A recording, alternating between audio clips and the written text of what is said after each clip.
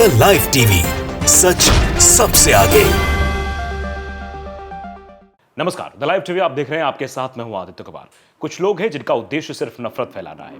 वो नफरत फैलाकर अपनी दुकान चलाते हैं। ऐसी कुछ वेबसाइट है, ऐसे कुछ समाचार पत्र हैं जिन्होंने एक गलत खबर को प्रचारित प्रसारित किया था, जिसके बाद उनके ऊपर दंडात्मक कार्रवाई की जब बात हुई तो वो आगे सुप्रीम कोर्ट तक पहुंच गई।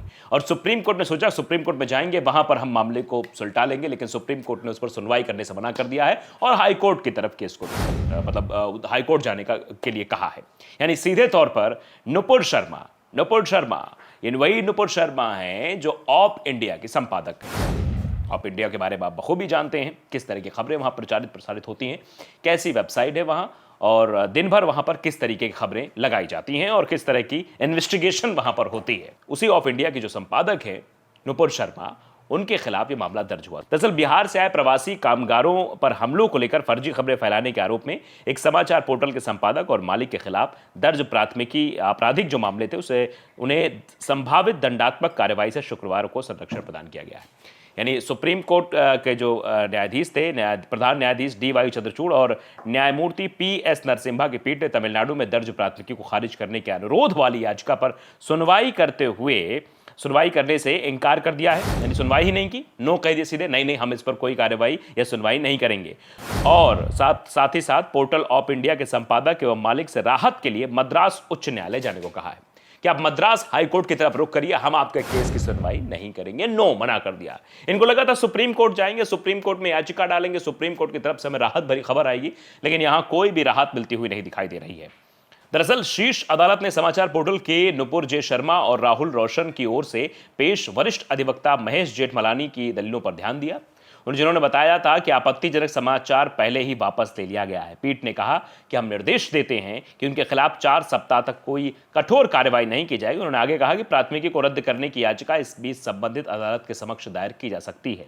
पीठ ने कहा कि जेठमलानी, हम संविधान के अनुच्छेद 32 के तहत प्राथमिकी को कैसे रद्द कर सकते हैं? जो प्राथमिकी दर्ज हुई है उसको हम रद्द नहीं कर सकते। सुप्रीम कोर्ट ने सीधे तौर पर कहा है, सीधे कह दिया कि वो जो प्राथमिकी दर्ज हुई है वो हटेगी नहीं, वो रहेगी और हम इस पर कोई सुनवाई नहीं करेंगे। आगे इस मामले को आप ले जाइए, आगे जो है आप मद्रास हाईकोर्ट जाइए, वहीं पर इस मामले का पूरा फैसला होगा।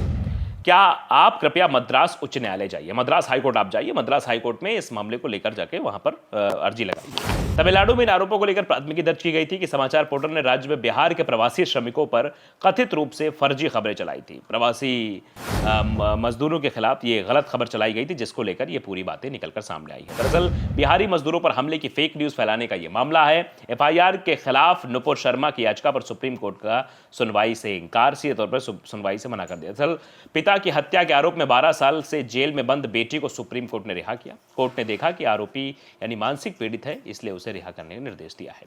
सुप्रीम कोर्ट ने शुक्रवार को ऑप इंडिया वेबसाइट के संपादक नुपुर शर्मा और मुख्य कार्यकारी अधिकारी राहुल रोशन को तमिलनाडु में बिहारी प्रवासी श्रमिकों के उत्पीड़न के संबंध में वेबसाइट पर प्रकाशित एक कथित फर्जी कहानी के लिए तमिलनाडु पुलिस द्वारा उनके खिलाफ दर्ज एक मामले में 4 सप्ताह के लिए गिरफ्तारी से सुरक्षा प्रदान की है।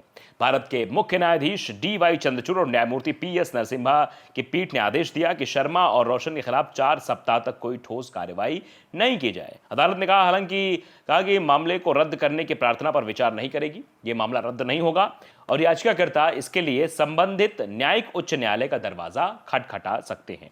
कोर्ट ने आदेश दिया कि हम रद्द करने के सवाल पर विचार नहीं कर सकते, क्योंकि याचिकाकर्ता के पास आपराधिक प्रक्रिया संहिता की धारा 482 के तहत प्रभावी वैकल्पिक उपाय है।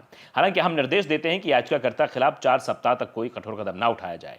इतनी सहूलियत सुप्रीम कोर्ट ने जरूर दे दी, लेकिन सुप्रीम कोर्ट जिस मकसद के लिए के जे नुपुर शर्मा गई थी वहां कि हम वहां से बरी हो जाएंगे, हमें जो हमारे पर आपराधिक मामले जो दर्ज हुए हैं उन्हें हटा दिया जाएगा, तो इस पर सुप्रीम कोर्ट ने सीधे तौर पर मना ही कर दी है। इससे पहले मद्रास उच्च न्यायालय ने उत्तर प्रदेश भाजपा प्रवक्ता और वकील प्रशांत पटेल उमराव को राज्य में बिहारी प्रवासी श्रमिकों के खिलाफ हमलों के बारे में कथित रूप से झूठी सूचना फैलाने के लिए तमिलनाडु पुलिस द्वारा उनके खिलाफ एक मामले के संबंध में अग्रिम जमानत दे दी थी। तो आप समझिए जरा, ये मुश्किलें जरूर बढ़ती चली जा रही हैं। ऐसी वेबसाइट्स आजकल बन गई हैं, ऐसी खबरें जहां पर व्हाट्सएप यूनिवर्सिटी का ज्ञान बताया जाता है, जिसमें कई सारी ऐसी फेक न्यूज़ रहती हैं। बाद में कहा था कि नहीं हमने तो हटा दिया है, अब हम फेक न्यूज़ नहीं चला रहे, लेकिन जो फेक न्यूज़ प्रचारित और प्रसारित हो जाती है, जो यहाँ तक आप समझिए किसी के द्वारा प्रचारित प्रसारित हो गई, वो फिर वो जब लोगों के माइंड में बैठ जाती है, फिर वो पता नहीं चल पाता फेक न्यूज है या सही न्यूज है, लेकिन वो सही न्यूज के तौर पर वो दूसरों को प्रचारित प्रसारित करने लगते हैं। तो इससे समाज कितना दूषित हो जाता है, कितनी चीजें हो जाती है, आप बखूबी समझ सकते हैं। राजस्थान का भी मामला था जिसमें पुलिस जब बताया गया मुसलमानों के बारे में कई सारी चीजें चलाई गई थी, ऐसी कई सारी वेबसाइट्स हैं जिन पर मुसलमानों को निशाना बनाने के लिए तमाम सारी क्रियाकलाप किए जाते हैं। तो आप अंदाजा लगा सकते हैं इन लोगों का मकसद दरअसल क्या होता है। दरअसल ये लोग सिर्फ नफरत का बाजार बनाने का काम करते हैं। नफरत की दुकानें चलती हैं यहाँ पर, और खोल के लोगों को बैठा के सिर्फ और नफरत भरने का काम किया जाता है। तो ऐसे लोगों से सावधान रहने की भी ज़रूरत है, क्योंकि उद्देश्य क्या है? कुछ विशेष राजनीतिक पार्टियों को सीधे सीधे फायदा पहुंचाना। देश किस दौर से गुजर रहा है ये आप अंदाज़ा लगा सकते हैं। ऐसे लोग जो हमेशा गलत भ्रांति खबरें फैलाकर उसके बाद खुद माफ़ी मांगने के लिए सामने आ जाए, तो क्या ऐसे लोगों को माफ़ कर देना चाहिए? कहा भी जाता है कि तीर से, मतलब कमान से निकला तीर और जुबान से निकली बात वापस नहीं आते।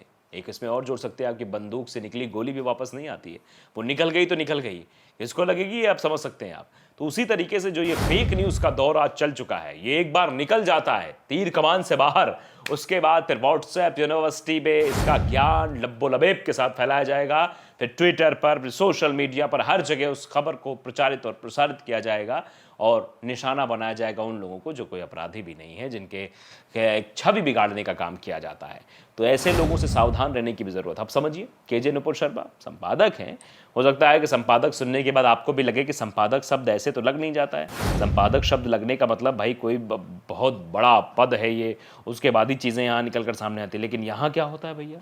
यहाँ तो पता लगता है कि सुप्रीम कोर्ट में मामला चल रहा है, सुप्रीम कोर्ट इसलिए वहाँ पहुँचे हैं ताकि वहाँ से उनको राहत मिले, लेकिन राहत मिलने की बजाय क्या कुछ हो जाता है। पंकज कुशवाहा लिखते हैं कि इस नफरत के सौदागरों का ठीक है, पहले झूठी खबरें बनाकर नफरत फैलाने का काम करो, जब कानूनी कार्रवाई होने की नौबत आए तो सर्वोच्च न्यायालय पहुँचो और पहुँचकर कहो कि मेरी तो 4 साल की बेटी है, मुझे कोविड है, मुझे राहत दो, फिर न्यायाधीश को ट्रोल करो, नफरती परिंदे। इसी तौर पर लोगों द्वारा कहा है, लोग रिएक्शन है, लोगों का रिएक्शन हम इसलिए बता रहे हैं क्योंकि ये सीधे तौर पर इस तरह की चीज़ें निकल कर सामने आती हैं। और देखिए और भी लोग इस पर रिएक्ट कर रहे हैं, और भी जो कुछ रिएक्शंस निकल कर सामने आए वो भी बता देता हूँ किस तरीके से लोग लिख रहे हैं कि देखिए कैसे ये पहले नफरत फैलाएंगी, फिर उसके बाद जाकर गिड़गिड़ाएंगी, माफ़ी मांगेंगी, कोशिश ये रहेगी कि किसी तरीके से इनको माफ़ कर दिया जाए। लेकिन क्या ऐसे लोगों को माफ़ किया जाना चाहिए? ये अपने आप में बड़ा सवाल है। जो लोग नफरत फैलाने का काम हमेशा करते हैं, बाकायदा जेठमलानी अपनी बातें रख रहे थे, लेकिन सुप्रीम कोर्ट की तरफ से सीधे तौर पर ये बातें कही गई हैं, सीधे एकदम स्पष्ट शब्दों में कहा गया है कि देखिए जो इन ऊपर धाराएं, आपराधिक जो मामला दर्ज है, ये बिल्कुल नहीं हट सकता है, इस पर कार्रवाई होगी। हाँ, हम थोड़ी सी राहत ज़रूर दे सकते हैं कुछ हफ्तों की, जाकर आप मद्रास हाई कोर्ट जाइए, वहाँ पर अपना अपील दायर करिए और वहाँ पर देखिए। लेकिन फिलहाल तो सुप्रीम कोर्ट का दरवाज़ा खटखटाने का यहाँ कोई फ़ायदा नुपुर शर्मा को नहीं हुआ है, किसी भी तरीके कोई राहत मिलती हुई नहीं दिखाई दे रही है। बाकी मुश्किलें और बढ़ गई हैं, क्योंकि जिस तरीके का ये कृत्य किया गया है वो अक्षम्य है। क्योंकि भाई अगर आप एक बार अपराध कर लो फिर कह दो नहीं नहीं नहीं हमने तो डिलीट कर दिया है, या फिर हमारे घर में ये समस्या है वो समस्या, ऐसी चीज़ें लेकर आप जाएंगे कहेंगे कि नहीं हमें राहत मिल जाए, तो ये गलत है। और राहत नुपुर शर्मा को नहीं मिली है। नुपुर शर्मा की मुश्किलें अब बढ़ सकती हैं, वो जेल भी जा सकती हैं, कार्रवाई भी उनके ऊपर हो सकती है, क्योंकि गलत काम किया गया है उनके द्वारा, गलत खबरें प्रचारित और प्रसारित की गई हैं। तो द लाइव टीवी अगर आपने सब्सक्राइब नहीं किया, सब्सक्राइब जरूर करिए, बेल आइकन दबाइए ताकि सच खबर आप तक पहुंचती रहे। नमस्कार। द लाइव टीवी, सच सबसे आगे।